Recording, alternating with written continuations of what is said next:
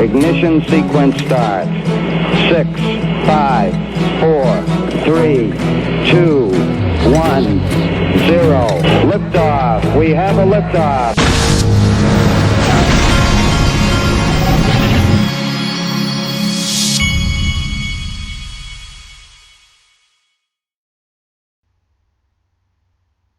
Hey everybody, this is the Digital Asset Investor, and I am starving. I got talked into doing this fasting thing where I don't eat until 12 o'clock and then I can eat from 12 to 8. And I haven't had a problem doing it, but every once in a while you have one of those days where you're just starving. I've got 45 minutes left. I'm going to make it, but it's, sometimes you just, it gets hard. It's harder than others on some days. All right. It is Friday. And so let's kick it off. This is coin market cap and we are holding really strong here at 240 something billion total market cap. And this 24-hour volume is holding at, and remember I showed you the other day, that volume, this 24-hour volume is more than twice what it was at the height of the bull run in 2017. We've got so many more exit and on ramps into this system now. The liquidity that can come in now versus what happened then is so greater. And so all we're talking about is the number of buys versus the number of sells, the sentiment. And if the sentiment shifts to where I think it's going to shift in 2020, to where most of the people I cover say that they think it's going to shift, that sentiment, when it shifts, and you're seeing flashes of it right now. You're seeing we had some major green this week, and then now we're having, it's the green. We've had a slight pullback, and now the green's wanting to come back. XRP's turning, it has been around 3.5% this morning. Go and look. If you look at fiat leak, you're seeing a lot of volume here in the U.S., but you're seeing a lot more volume going in this direction. Now, keep in mind, this volume you're seeing going over towards Asia right now, these people are asleep right now. I mean, this is a lot more than you normally would see while they're asleep over there in itself. We're up 3.5% here on fiat leak and just as a by the way, this is something I've noticed over the last week. This number here, fiat leak, seems to show numbers that are ahead of what you see on coin market cap. There might be some opportunity right there, folks. The numbers that are reflected on fiat leak tend to be ahead of the numbers. I was paying attention to this the other day. I'm seeing like this green right here, and you should go and start tracking it. Go back, have this screen up, and also have coin market cap up at the same time. When this thing shows up 4%, you can go to coin market cap, and it may show up 3.7%. There might be some opportunity in those hills there. So anyway, I just wanted to mention that for what it's worth. Also, let's look. This is Coin Paprika, and I just wanted to show you, this is what your 2020 looks like so far, folks. And if Ripple is right and 2020 is the year of the digital asset, we are really beginning to see what the year of the digital asset might look like. Look at the last, now we're 17 days into it. Look at, this is the 30 days into this. XRP's up 22.17% in the last 30 days. Bitcoin SV is up 257%. That is unbelievable. It's especially, I believe Bitcoin SV is a lot more manipulated than some things. By Craig Wright himself, I believe it is. But this right here is just unbelievable, the numbers we're starting to see. And you're going to start seeing a lot of FOMO coming in. I'm just telling you. Now, this is great from Stephen Bull from the DApp. And again, this is the first day that I've ever played videos on here. This is apparently from some video that someone did on YouTube, but it says digital assets like XRP will be supplemental to existing fiat currencies. Chris Larsen literally in this video, and I'm going to let you watch it, but he compares XRP to the Swiss franc, being something like the Swiss franc as we go forward. And for those of you that don't know, the Swiss franc has been with treasury bonds and gold and silver over the course of history as being a safe haven asset in times of panic. It says the big four currencies like JPY, Euro, USD, RMB will become stronger because of digital assets. It says Chris Larsen, Ripple, January 2020. It looks like, I don't know what he's doing in a forest, but I'm assuming maybe he's over in Davos and going to be a part of that. But let's let you watch and see what you think. Future of cryptocurrencies. Where do you see the future of these digital assets and maybe the role of Bitcoin and Ripple or XRP in that future? Yeah, so our view is that these digital assets really become supplemental to the existing family of currencies, right? So every country still needs its own, fiat currency for all kinds of reasons. I won't get into it. It's very complicated, right?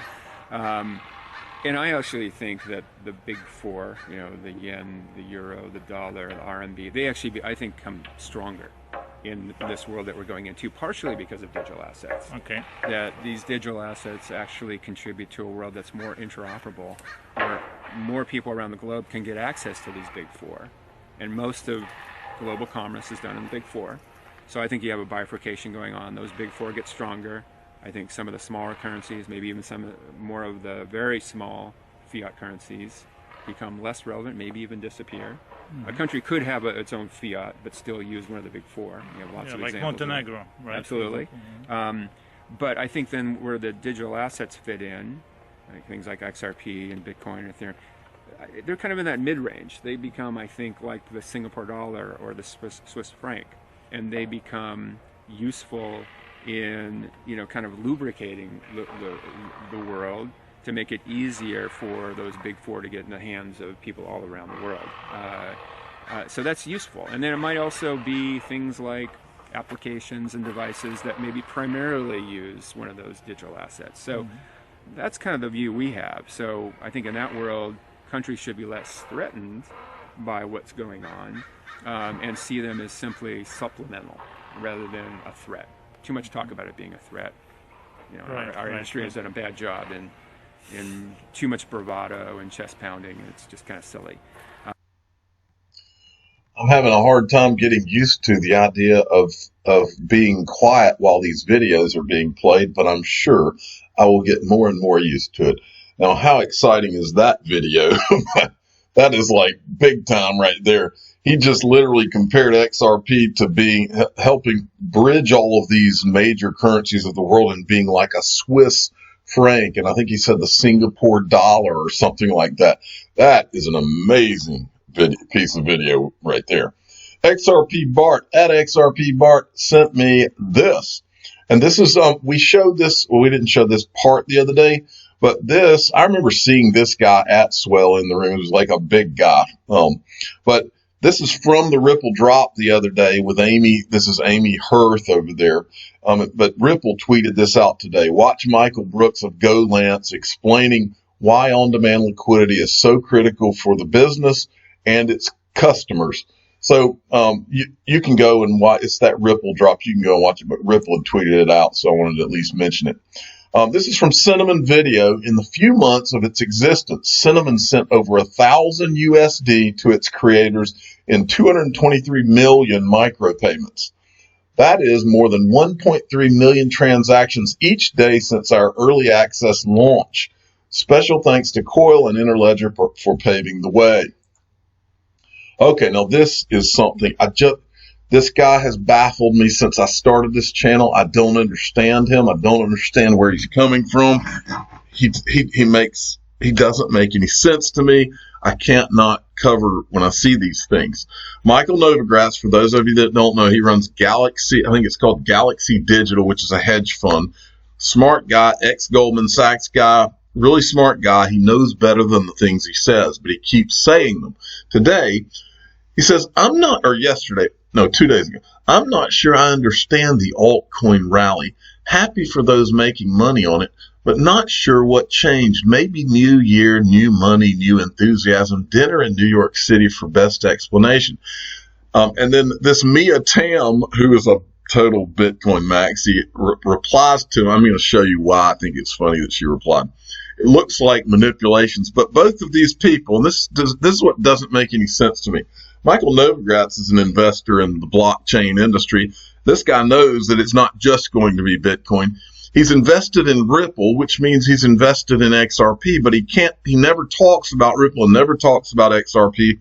And I'm going to show you a video in a minute from a year or two ago where when Ripple was surging, and he acts like he doesn't even understand why it would.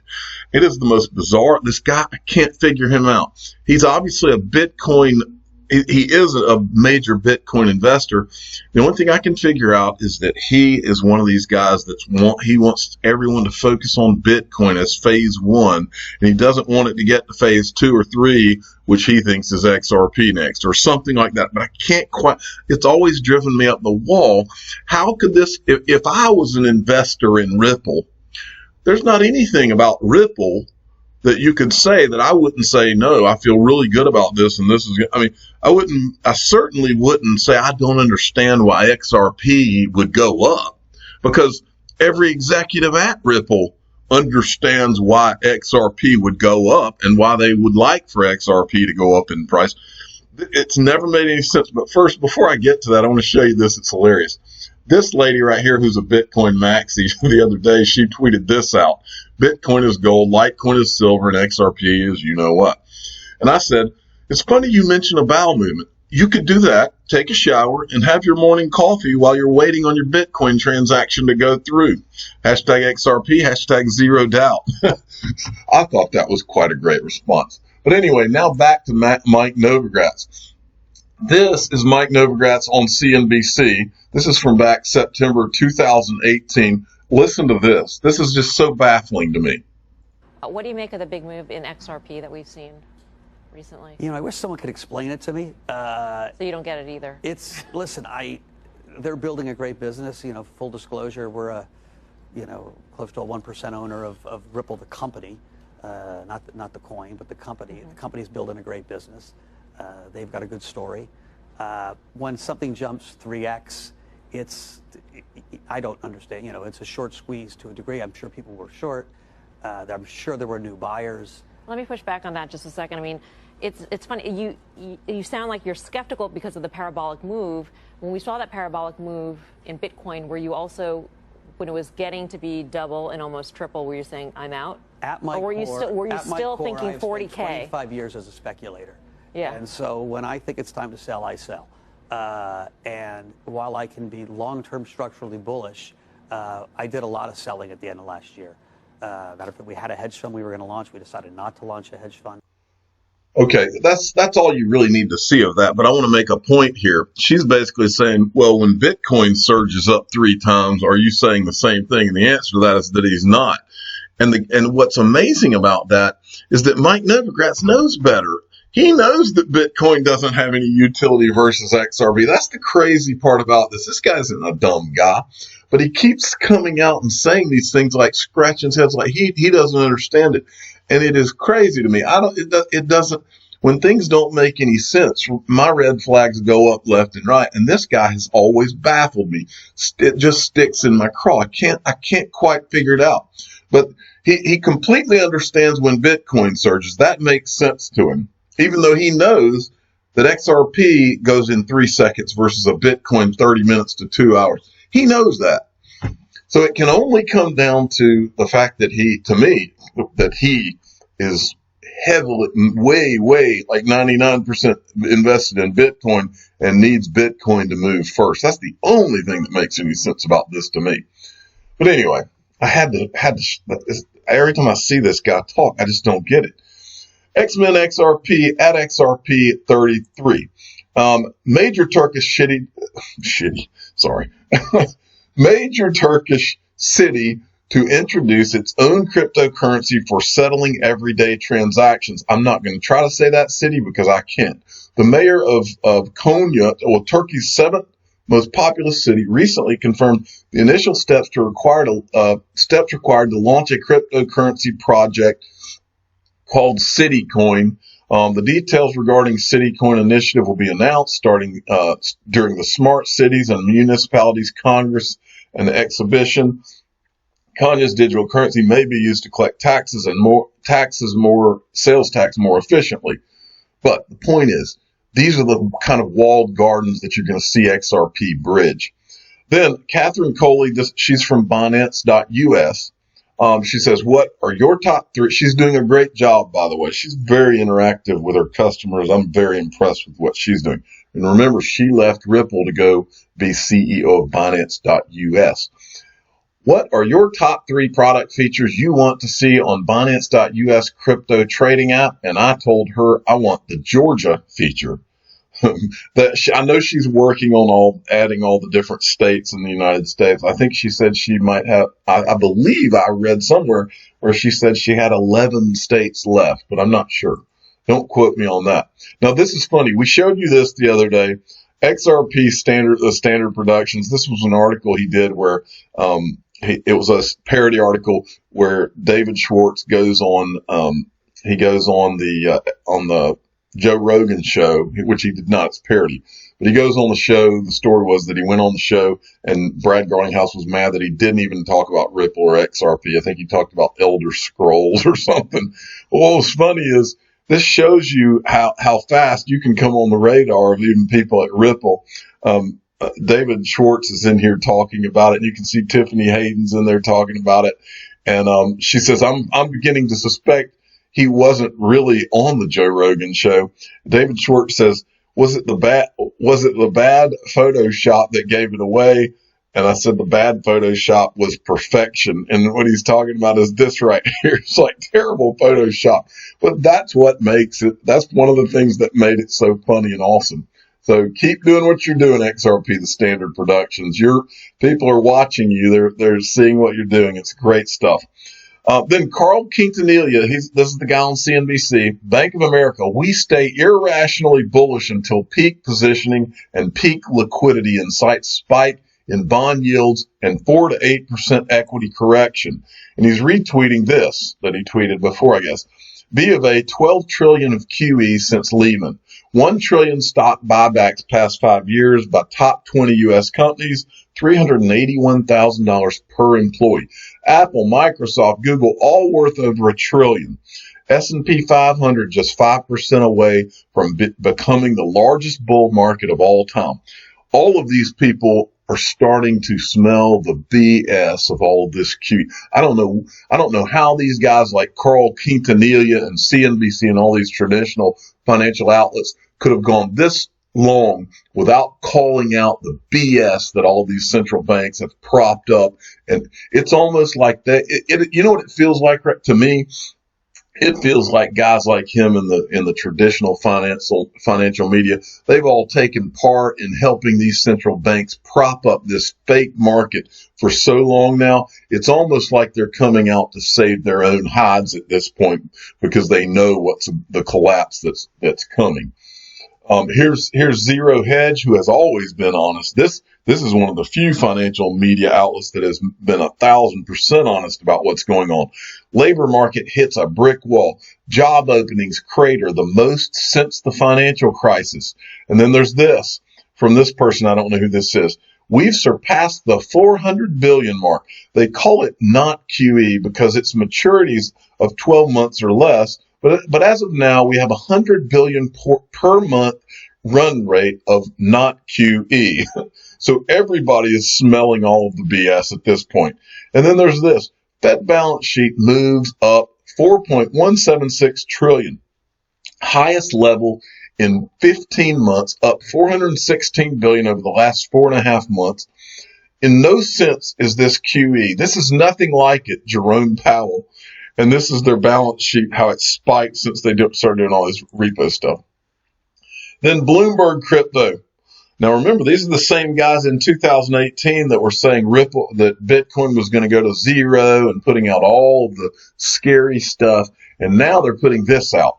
Traditional hedge funds, pensions, and endowments are boosting cryptocurrency holdings, according to the biggest Bitcoin trust provider. And this is from that, I believe, from that Grayscale announcement yesterday. Now, I wanted to show you these two things. Great pieces of advice from Ralph Napolitano. If you spend your day criticizing everyone about their shortcomings, you're wasting time, effort, and energy. Instead of criticizing everyone else, maybe you should worry about improving yourself and not worry about what everyone else is doing. Work on your life, capiche? This is the kind of thing I teach my sons every day. And then there's this, which is also great, from Vala Afshar. Hard work is create, inspire, educate, empower, develop, finish, collaborate, trust. Easy work, criticize, complain, imitate, control, blame, give up, ignore, exaggerate. And finally, I want to let you all know this is the last day. There's 20% off the Ledger Nano S. There's a coupon code in every video I've done for the last week. Coupon code so that you can get 20% off at Ledger. It's only open to 200 people, and there's probably very few spots left to get the 20% off. But it ends today. So I'm the digital asset investor. I'm not an investment advisor. This is for entertainment purposes only. Please subscribe and hit the like button. And tell your friends and family that if you spend your day criticizing everybody about their shortcomings, you're wasting time, effort, and energy. Instead of criticizing everyone else, maybe you should worry about improving yourself and not worry about what everyone else is doing. Work on your life. Capiche? Thank you for listening.